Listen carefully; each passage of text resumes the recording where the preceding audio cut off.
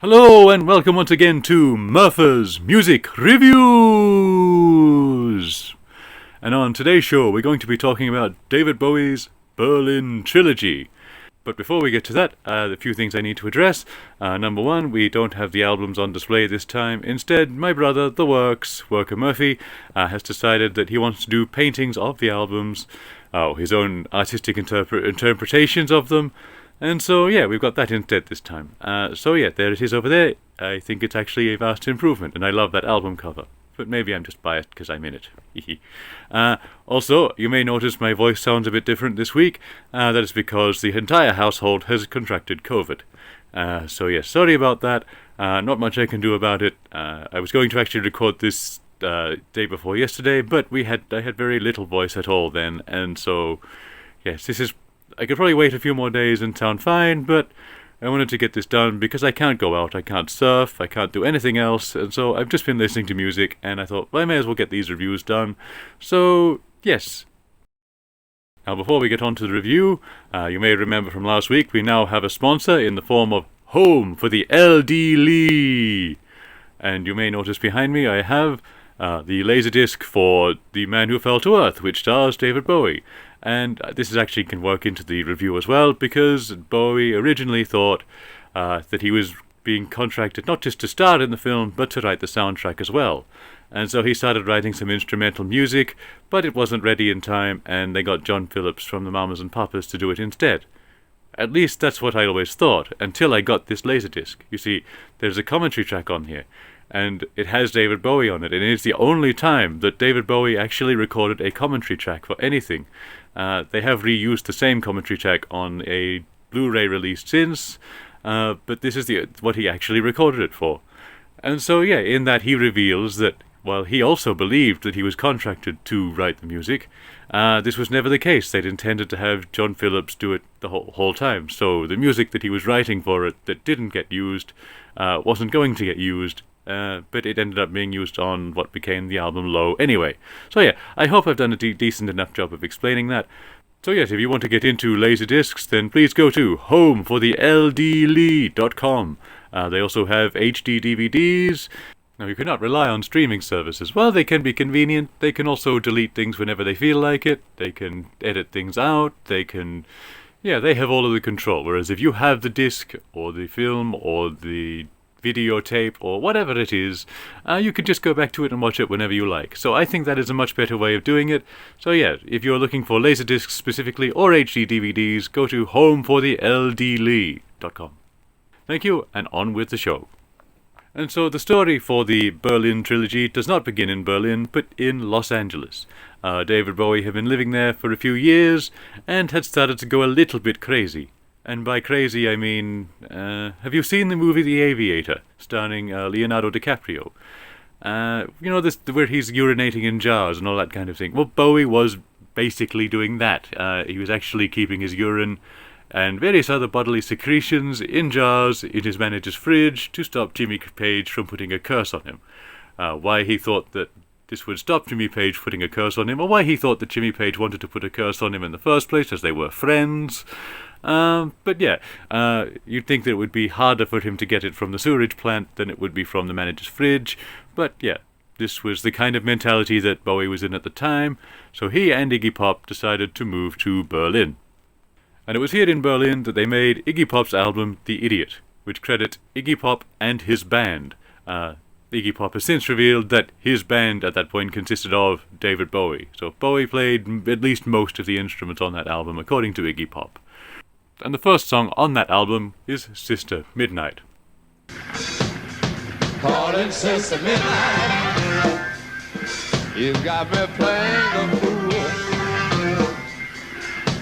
I'm calling Sister Midnight,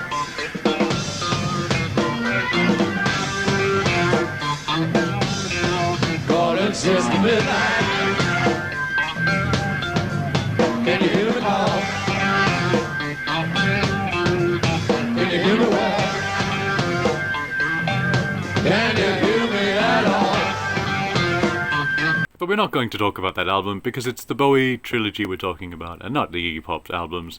But that song is going to come up again later, so I thought it was worth mentioning. Now, of the 3 albums in Bowie's Berlin trilogy, only one of them was actually entirely recorded in Berlin, and that was the second one, Heroes. But before we get to that, we're going to go through the first album of the trilogy, Low. It is kind of appropriate that I'm talking about this album while I am sick. As I mentioned earlier, everybody in the house currently has COVID. Now, obviously they didn't have COVID in 1977, but they did nonetheless get very, very sick. You see, they'd rented this chateau in France to record the album, and the people who owned the chateau said, "Oh, we'll provide all your food, and you don't need to worry about that." They provided rabbit. Just rabbit. Nothing else. And if you're a regular viewer of the show QI, you will know that rabbit has very little nutritional value. And so as a result, from only eating rabbit, the entire band got very, very sick. And so it was up to Tony Visconti, who was always doing more things than people realize. He was the co-producer of the album. It was up to him to go and, get some vegetables and things like that, so they could actually get some vitamins and minerals and stuff into their diets, and they wouldn't be quite so sick. C'est pas moi, c'est Murphy. C'est ce qu'on dit quand on a des ennuis. C'est pas moi, c'est Murphy. Sacré Murphy, ça c'est un ami.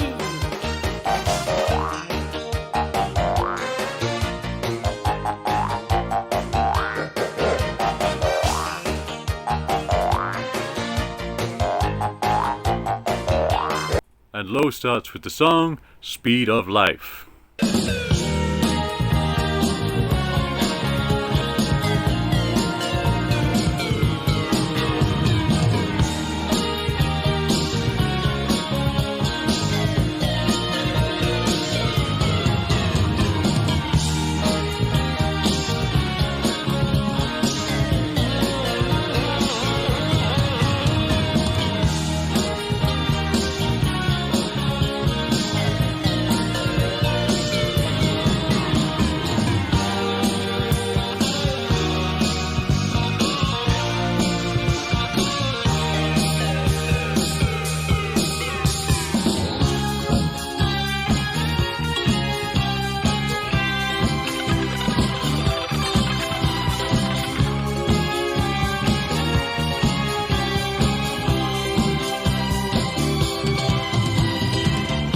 Now, side 1 of Low is the sort of more funky rock songs, whereas side 2 is more the experimental stuff with Brian Eno.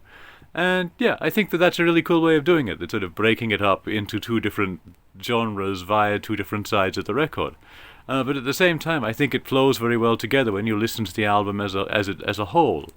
But yeah, I think that every song is great. But we're going to get on to the second track, which is my favourite song on the album, Breaking Glass.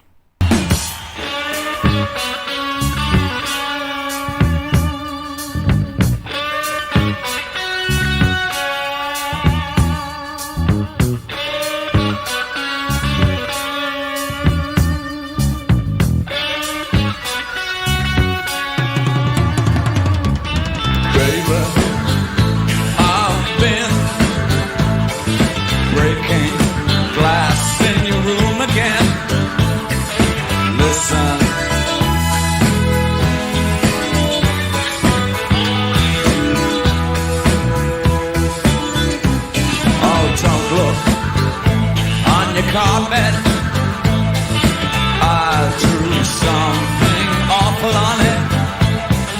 See,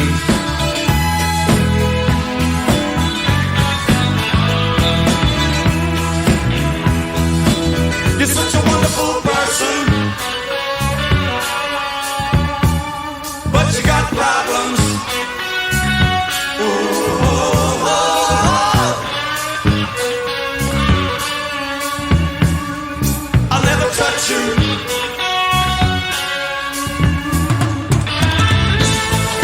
And so with all that sickness and Bowie going through a divorce and the breakup of his relationship with his former manager, you'd think this was a pretty dark time for Bowie. But actually there seems to have been a lot of levity too.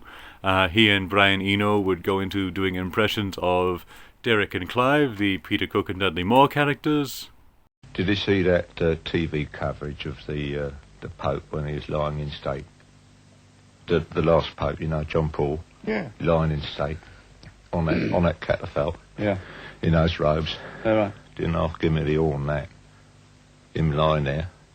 he looked so fucking vulnerable, didn't he? I mean, like, I couldn't prevent myself, you know, having a wank immediately, because he looked vulnerable, he looked at rest, and somebody had gone to the trouble of plucking all that hair out of his nostrils.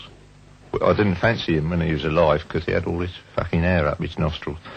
But when the cosmetician had a go at his body and that... Well, I got a... he had a... I got the fucking horn, yeah, just seeing him lying there. The makeup was fantastic on that. But it's interesting, gave you the horn. Anything gives me the horn, I find. Anything gives you the horn. Anything gives me the horn. I'm very lucky that way. Except my wife, Valerie. She doesn't give me the horn at all. No, she's an ugly I've bitch, explained to her time after time. I said, Val, fuck knows what it is, love, but you do not give me the horn. They were also watching a lot of the new sitcom that had just come out at the time, Fawlty Towers. You bastard! And they also had the drummer, Dennis Davis, who is quite the entertainer himself. But where's Dennis? And then we look up at the TV screen, and your dad was in front of the closed-circuit TV camera doing a TV show, just for our amusement. He was just like pretending he was a newscaster, then he was doing some comedic things, but we couldn't hear him because the microphones were all turned off. And he knew that. He was making us laugh, basically. So that's about the history of the album. Let's get back to the album itself. There's also What in the World, which also features Iggy Pop on backing vocals. You're just a little girl with grey eyes, so deep in your room, you never leave your room. There's something deep inside of me, yearning deep inside of me, walking through the gloom. What in the world can I do? What in the world can I do?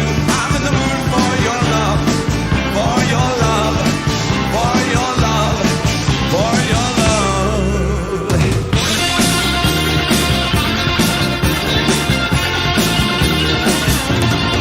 I'm just a little bit afraid of you, and love won't make you cry.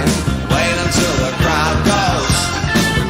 Oh, wait until the crowd goes. Another backing vocalist that actually appears on this album is Mary Visconti, also known as Mary Hopkins. She was married to Tony at the time, and they got divorced about a few years later. Songs that lingered on my lips excite me now and linger on my mind. Leave your flowers at my door, I leave them for the one who waits behind. Goodbye, goodbye, goodbye, goodbye, my love, goodbye. So while most of the rock songs on the album have a more sort of krautrock inspired sound, albeit with a more funk influence to it, there is also Be My Wife, which could kind of be seen as proto-Britpop. Sometimes you get so lonely, sometimes you get nowhere. I've lived all over the world, I've lived every place.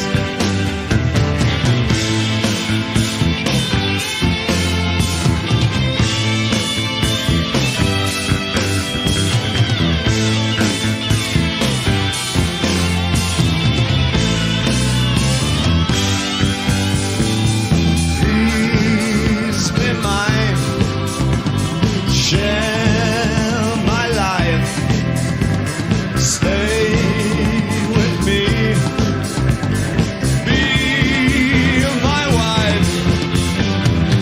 Sometimes you get so lonely. Other songs on side one include A New Career in a New Town, which has this sort of almost techno beat to it at the start, with electronic music elements to it, and also a harmonica solo. And so it's kind of got this sort of folk-ish feel, but this kind of techno-ish feel, and this sort of funk to it. So yeah, that one's quite interesting as well.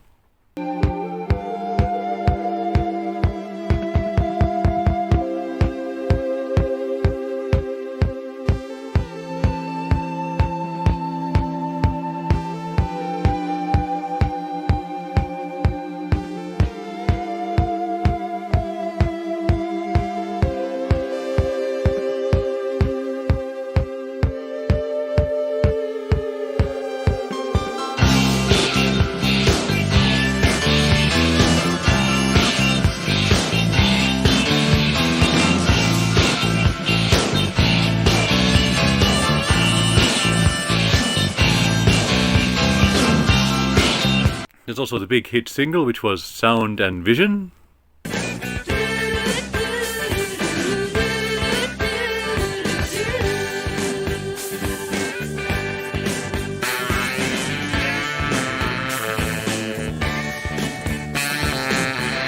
Don't you wonder sometimes about sound and vision?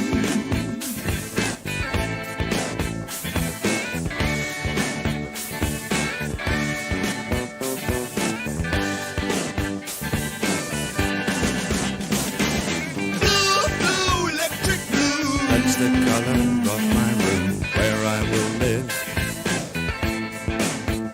Blue, blue. Pale blinds drawn all day. Nothing to read, nothing to say. Blue, blue. I will sit right down, waiting for the gift of sound and vision. And the electro folk stylings of always crashing in the same car. Every chance that I take, ticket on the road.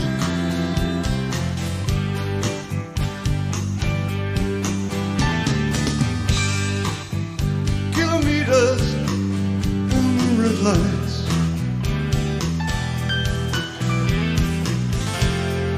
Always looking left and right.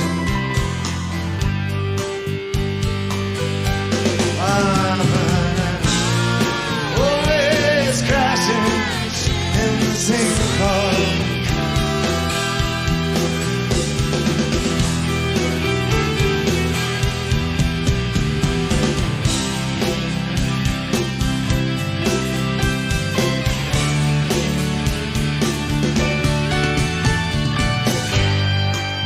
This song was inspired by something that actually did happen to Bowie. While he was still living in LA, he tried to kill himself, which is quite a dark turn for this review to talk about. But yeah, he got into the car and just sort of spun it around and around and around, and he was going to crash into a wall, but the car ran out of petrol and it didn't do it. So in a way, he's a very lucky man at that point, because yeah, he could have been dead and none of this would have happened. But yeah, it led to this, and it led to this amazing song. So yeah, it's an awful thing that he had to go through to get to that level of depression.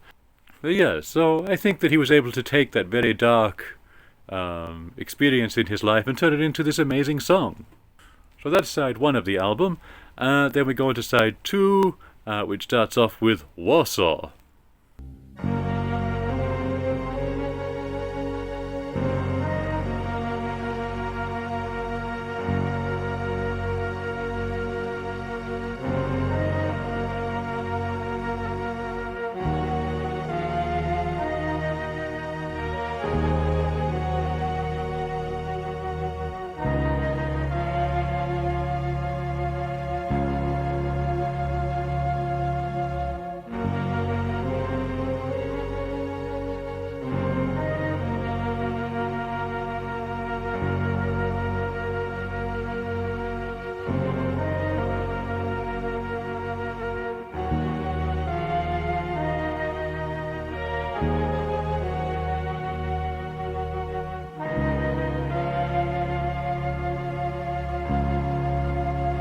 Now, I personally love this album, and a lot of other people love it too. And I know Trent Reznor from Nine Inch Nails was really inspired by this album. But when Bowie presented it to the record company, RCA, specifically the stuff on this side of the album, the record company said, "Can you go away and make us another Young Americans, please?" To which Bowie said no, and eventually they relented and they released it, and it's become a cult classic and one of his most highly regarded albums. And I can kind of see that their reasoning. It's certainly not a commercial album by any stretch of the imagination, but at the same time it's so far ahead of its time that it's just, yeah, it doesn't feel like something from 1977. It almost feels like something from the early 80s. But even then, it doesn't really fit with that either. It's kind of its own thing. I mean, even the 80s electronic music certainly sounded nothing like this, which is sort of more leaning towards even classical influences rather than, something designed for the dance floor. You probably couldn't dance to this, certainly not in that sort of disco style anyway. There's also Art Decade.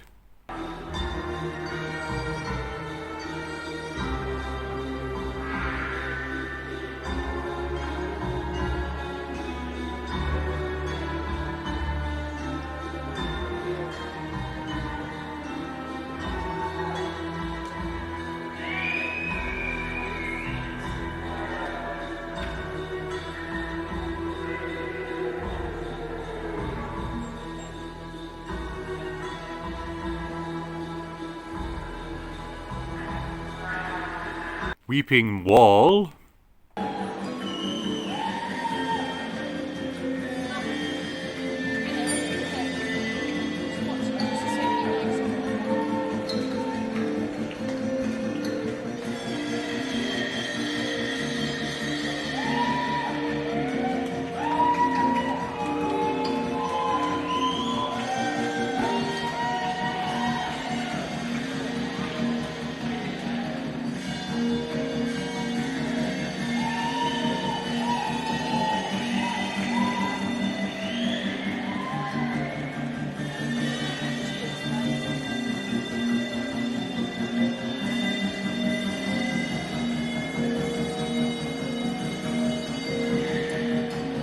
And then the album closes with Subterraneans.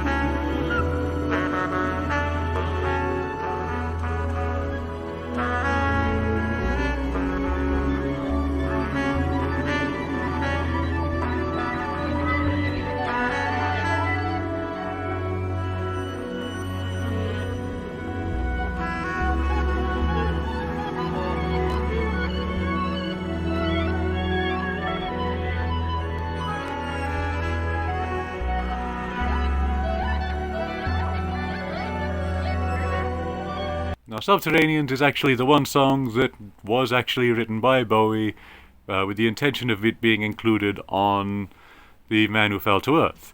But as we discussed earlier, that was never going to happen. And also, by the time the film came out, he only really had the bass line going. It wasn't until he got to Berlin and then to France that he actually finished it off. So it was never going to be ready in time anyway. But yeah, I think it's a great song. It also shows off Bowie's saxophone skills, which is something that he would show off occasionally, because he did actually start off as a saxophone player. So yeah, it was always cool when he could get the sax out and just blast that for a little bit. As for this album, I may have mentioned this in a previous episode, but it does get the legendary Murph board.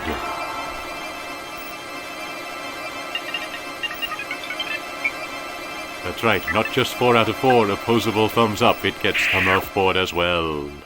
So yes, this album is very highly regarded by the Murpher, and you need to go listen to it now if you haven't already heard it. It's out there on YouTube, you can get it on vinyl, on CD, go out and get it.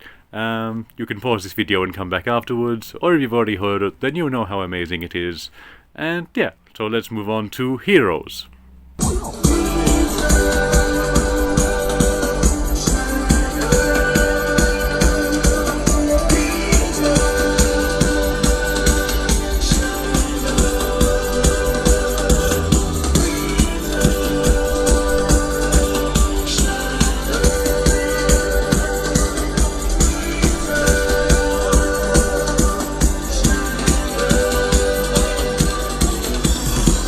So of the Berlin Trilogy, Heroes is actually the only album that was recorded entirely in Berlin, at the Hansa by the Wall Studios. And it starts with Beauty and the Beast. Down the highway, sing the song.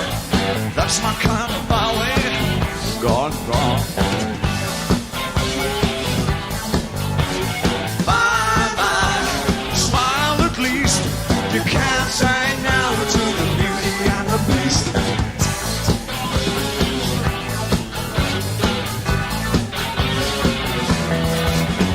There's something in the night, something in the day. Now nothing is wrong, but darling, someone's in the way. There's slaughter in the air, protest on the wind. Someone deep inside me, someone who gets scared. Ow. My, someone fetch a priest. You can't say no to the beauty and the beast, darling.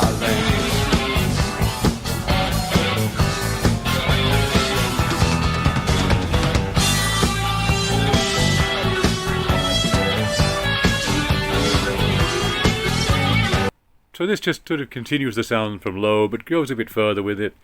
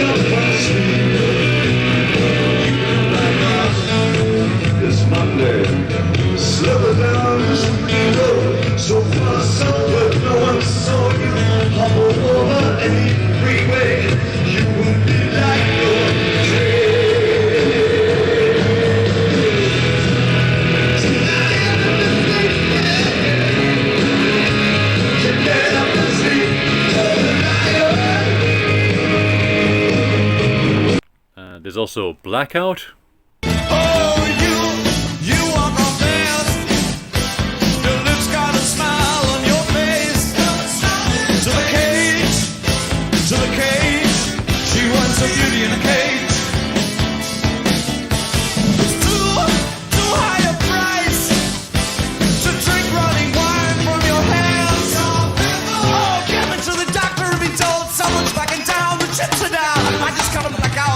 Japanese influence on the stage. Well, as grim as ice on the cages. Me, I'm Robin Hood and I'm up on my cigarette. Panthers are stalking, screaming, walking. If you won't stay tonight, I will take that plane tonight. I've nothing to lose, nothing to gain, and I'll kiss you in the rain, kiss you in the rain, kiss you in the rain, in the rain. Get me to the doctor!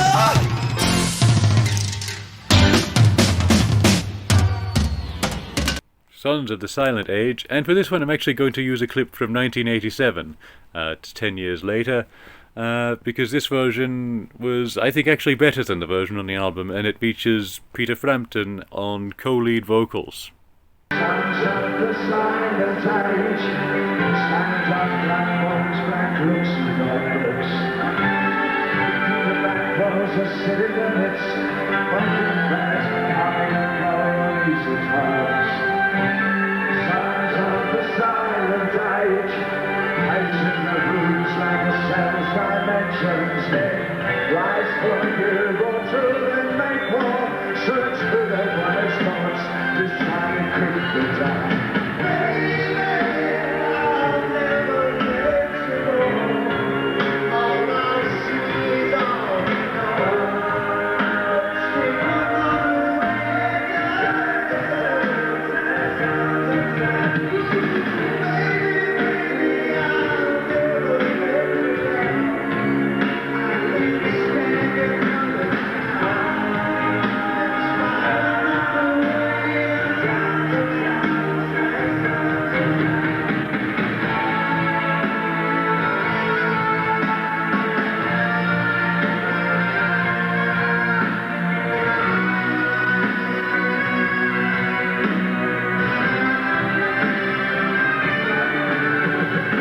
Peter Frampton had actually been a school friend of Bowie's, so they'd known each other for a really long time, but they'd only started working together around that time in the 80s.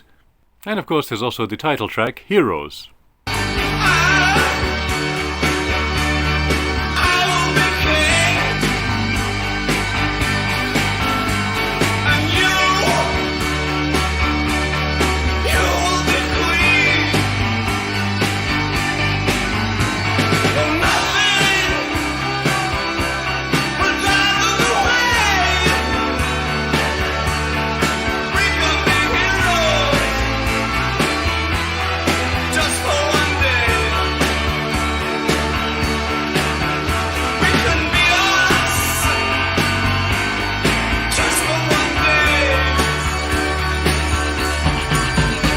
Then on side 2, it's a similar sort of deal to how it was with Low, all the sort of funky pop songs on side 1, and the more experimental stuff on side 2.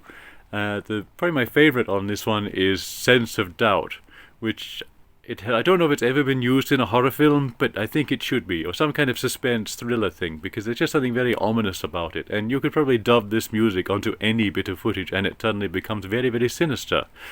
But for some reason no one has done that, or maybe they just haven't been able to get the rights to it. Maybe no one's thought of it, I don't know. But I just think that it would be absolutely perfect for that.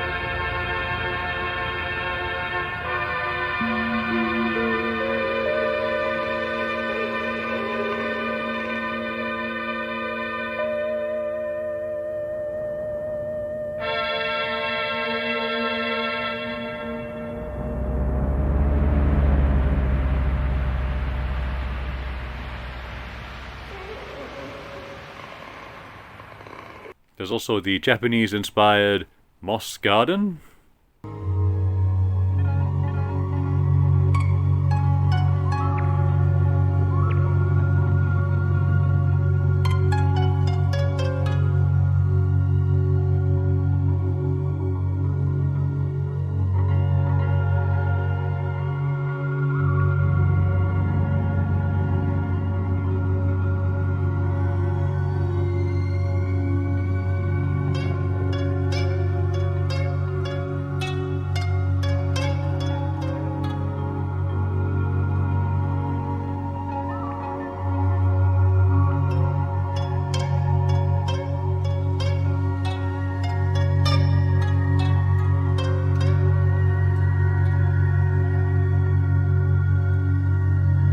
And a song inspired by the nightlife of Berlin, called, I think it's pronounced Neukölln, something like that. I don't speak German, I apologize. Neukölln.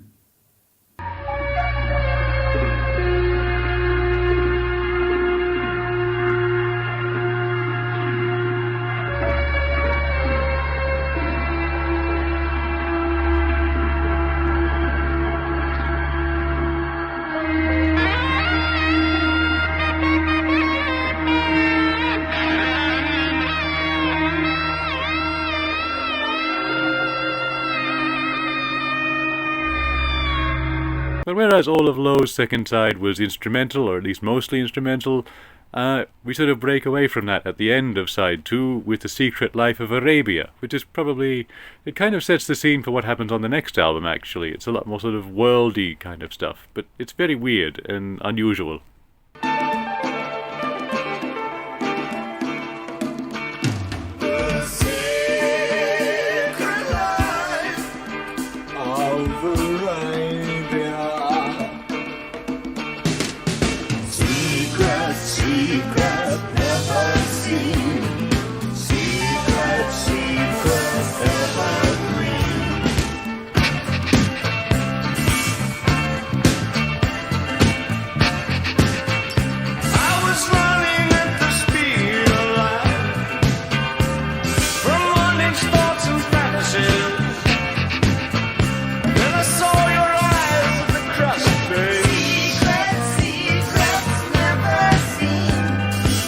Heroes is an amazing album. I don't think it's as good as Low, so I'm only going to give it the 4 out of 4 opposable thumbs up.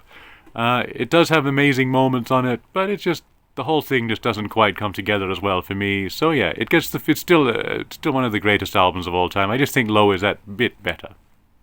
So after Heroes came out, Bowie went on a world tour, and during this tour he appeared on his old friend Mark Bolan's television show, Mark. And at the end of the show, they were going to perform this brand new song that they'd written together. Unfortunately, Mark falls off the stage just as they're about to start singing, and it was just at that moment that the studio had decided, well, the crew of the studio had decided they were going on strike. They were planned to go on strike at exactly that moment, and as a result, they couldn't relaunch to do another shoot, so Bowie was going to come back and film it the next week, but unfortunately within that week, Mark Bolan had died, very tragically in a car accident. And so, yeah, that didn't happen, and we were left with just this tiny fragment of the song. There is demos out there, but what we've got for you now is something very, very special. Our own Sussex Murphy actually made this, and he has taken the bit that was performed there, along with one of the demos, and sort of made something that sounds similar to what it might have sounded like had they finished it. So here we go with Bowie and Bolan with Sitting Next to You. Thank you for goodbye and all the boys in the band, David, everybody, all the cats, you know they are. This is a new song. 1, 2, 3.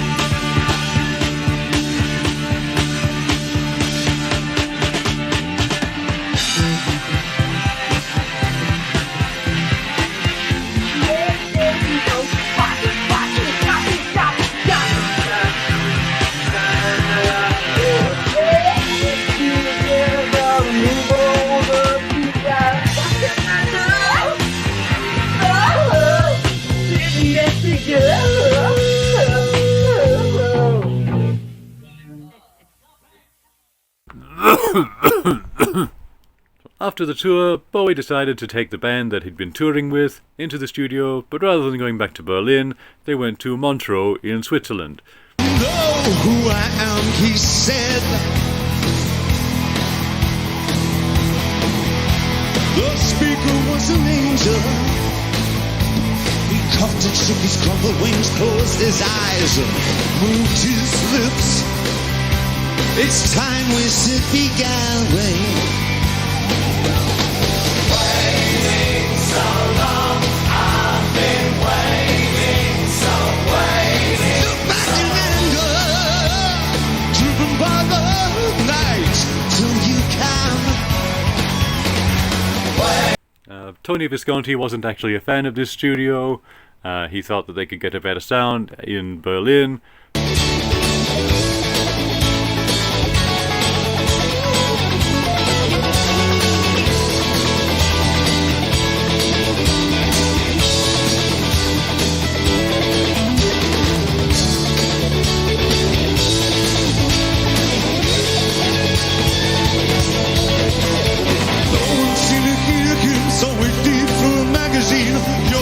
Sleep away, very sane he seems. Waiting so long, I've been waiting, so waiting. Look back in anger. Now this album, it much as it's considered part of the trilogy, it's also very much its own thing. Bowie had sort of travelled the world with the tour, and also just he'd been on safari and just done all these things, and it does take on a much more worldly feel to it. There's a lot of world music influences in it. And yeah, it's actually very different, and I don't know how it really fits with the Berlin trilogy other than the fact that he was technically still living in Berlin at the time. He did sort of move to Switzerland probably during this album, or maybe just after it. But yeah, it's odd that it is included when it's really nothing to do with it, other than, I guess, Brian Eno is still involved. It starts off with this kind of folky, protesty kind of song called Fantastic Voyage. In the event that this fantastic plastic void should turn to implosion and never get old.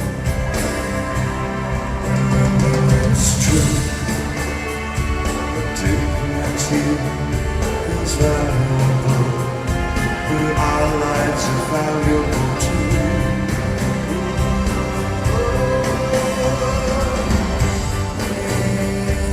Learning to live with somebody's depression, and I don't want to live with somebody's depression.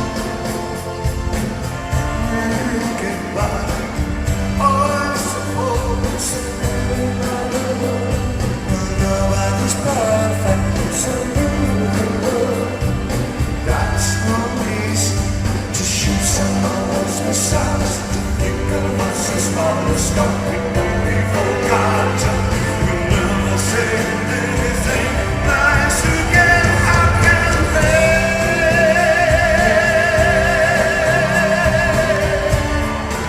And this album, as much as the whole thing was very experimental, but this album was very experimental because they would do things where that, like, Brian Eno would stand in front of a board with all of the notes written on it, and he would point to the note, and the band just had to play that one, just at random. And so it was kind of a trying time for Bowie's band, who sort of saw Brian Eno as very more of a mad professor than an actual musician in his own right. But it got some interesting results. They would also do things like the song Move On. Somewhere someone's calling me, and when the chips are down, I'm just a traveling man. Maybe it's just a trick of the mind, but somewhere there's a morning sky, blue and wise. Somewhere there's an ocean, innocent and wild. That was based on what Bowie heard when he played his old song, All the Young Dudes, backwards.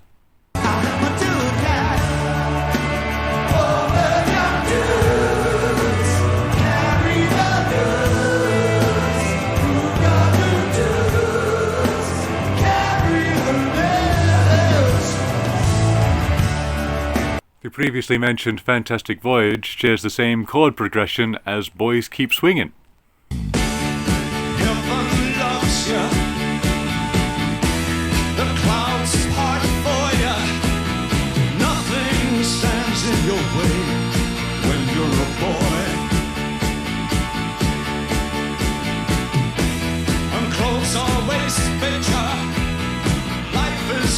Of the cherry when you're a boy.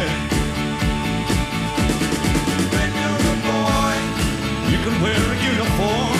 When you're a boy, other boys can check you out. You get a girl, these are your favorite things when you're a boy.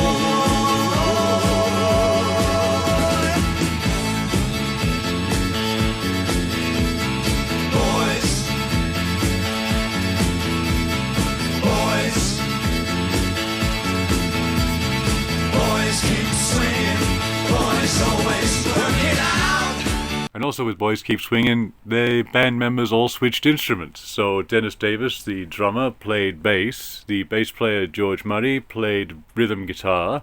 Rhythm guitarist, Carlos Alomar, he played the drums. And yeah, they all just sort of moved the band around and played different instruments. And so they kind of got a sort of more, I think they were going for a more garage band kind of feel to it, and not having it sound quite so polished. It also probably has some of Bowie's most political music on it, like Repetition, which is about a wife beater. While the food is on the table, but the food is cold. Don't hit her. Can't you even cook? What's the good of me working when you can't damn cook? Well, Johnny is a man, and he's bigger than her.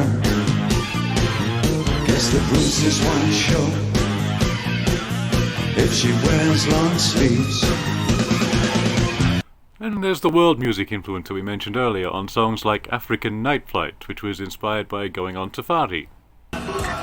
Getting in a mood for a month, that's a night fight. Pushing my luck off, fried like a mad thing. Airstrip takeoff, skimming over rhino. Born and slumberless, then peace. Struggle with a child who's screaming, dreaming. Drowned by the drop so steely. Sunshine, sick of you, sick of me. Lust for the feel, I've quashed and laid like a valuable loved one left unnamed. Seems like another day I could fly into the eye of God on high. Seems like another day I could fly into the eye of God on high. Over the bushland, over the trees. Wise like a orangutan, that was me. It's burning, I will see me through. One of these days, gonna get one through one of these days. It's burning, I will see me through. One of these days, gonna get one through one of these days.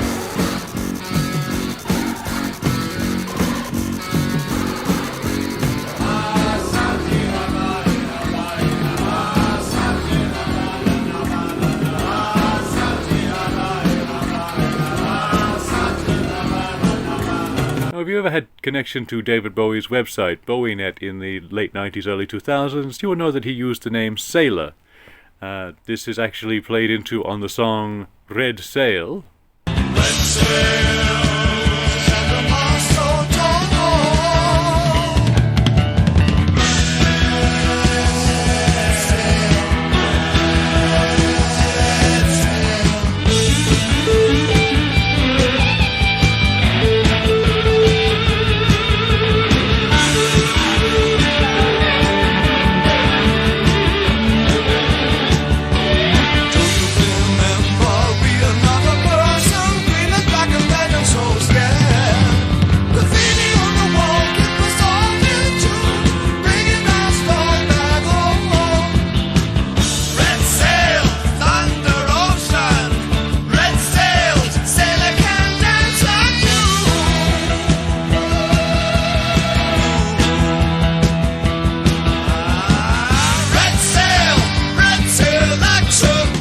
He'd already been wearing a sailor's hat on tour before this, so I don't know where this is where the sailor nickname came from. It may also be because that Bowie had a fear of flying, and so he used to go everywhere by boat, so maybe that's where it came from.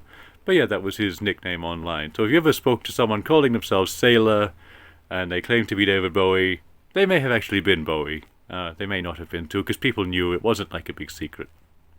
When Bowie was living in Berlin, there was a lot of Turkish immigrants there, so he was inspired by Turkish music as well. And so he has this song Yaşasın, which is Turkish for long live. And yeah, we've got a fan-made video for this one, and I don't know if they knew that's what that meant, but it's an interesting video nonetheless.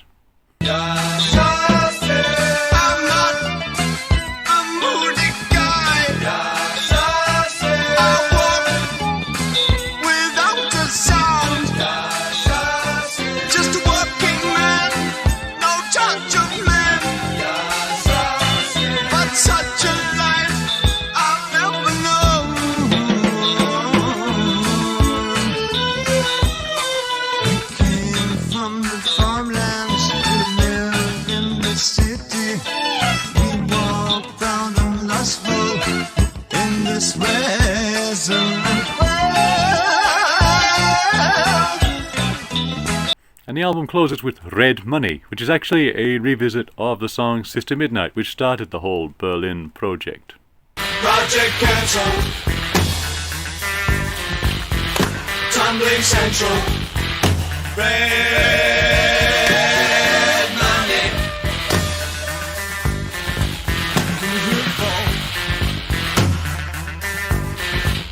Can you hear it well? Can you hear it at all?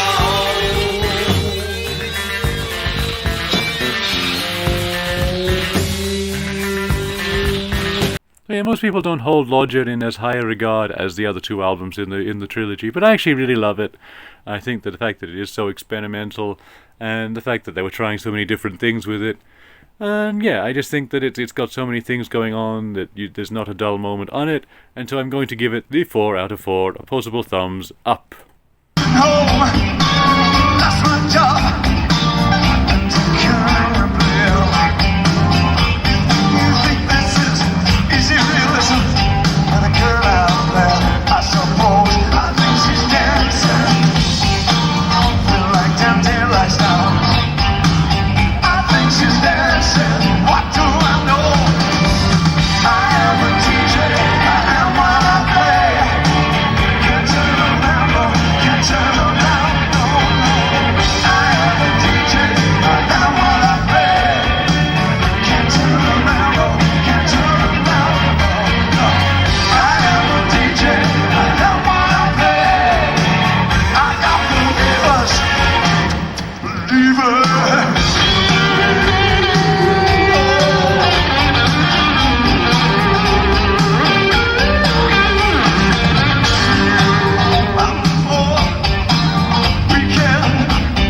After this, Bowie's next album was called Scary Monsters and Super Creeps. She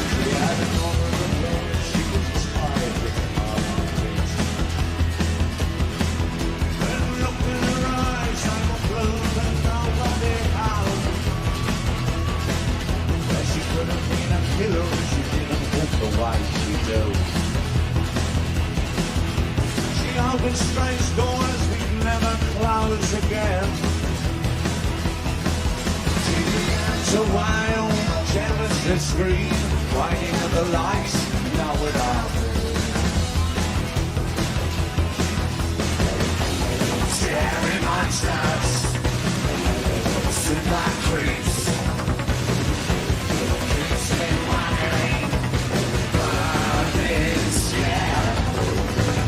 He also would star in The Elephant Man on Broadway. Never had a home before. Well, you have one now. Say it, John. Home. Oh, no, I mean really say it. I have a home. This is my... Come on. I have a home. This is my home. This is my home. I have a home. I have for as long as I like. That is what home is. But then after that he would return to German influences with Baal. At the time of the flood, they all went into the ark. All of the animals by agreement. It's the only time the creatures of this world have ever agreed about anything. They really all did come. But the ichthyosaurus didn't. Everybody said he should get on board, but he was very busy just then. Noah himself warned him that the flood was coming, but he quietly said, I don't believe it. He was universally unpopular when he drowned. Ah, yes, they all said the ichthyosaurus won't be coming. He was the oldest beast of them all, well qualified by his great experience to say whether such a thing as a flood was or was not feasible. It's very possible that if a similar situation ever arises, I shan't get on board either. Baal is a play by Bertolt Brecht, and Bowie did a version of it for the BBC. Whilst his mother's womb contained the growing bough, even then the sky was waiting quiet and pale, naked, young, immensely marvelous, like Baal loved it when he came to us. That same sky remained with him in joy and care, even when Baal slept, peaceful and unaware. At night a lilac sky, a drunken bough, turning pious as the sky grows pale. It's quite a dark play. It's certainly not a very likeable character, but he plays it extremely well, and he decided to do an EP of the songs, which he actually returned to the studio in Hansa by the Wall. And so, yeah, he did the whole EP of that. Unfortunately, there's not been any official release of the play, but you can get the EP, and you can find clips of the play, and you can actually find the whole play if you know where to look online. Once she had drowned and started her slow descent down the streams to where the great rivers broaden. All the opal sky shone most magnificent, as if it were acting as her body's guardian. Rack and duckweed slowly increased her weight by clasping her in their slimy grip. I think it's really worth looking into it. Some of probably his best acting work, actually. The EP, if you like that kind of music, I really enjoy it personally. I personally would give it 3.5 out of 4 opposable thumbs up. So maybe one of the thumbs doesn't go all the way. But yeah, I think it's an interesting project. But that was kind of the end of the Berlin connection, other than he would obviously tour there occasionally. But yeah, after that he went into the whole mainstream thing, which is probably something we could talk about for another video. But this covers, the Berlin era, which for me, I think that was my favourite era of Bowie's music. And yeah, so overall I give the whole thing 4 out of 4 opposable thumbs up. So yeah, that's all we've got time for this week. Thank you for watching. Don't forget to look at our TeePublic thing, or go check out the Home for the LDly. Yeah, or you want to check out some of our other videos, we might have a little screen at the end where you can see something about those. And yeah, thank you for watching. This has been Murfer's Music Reviews.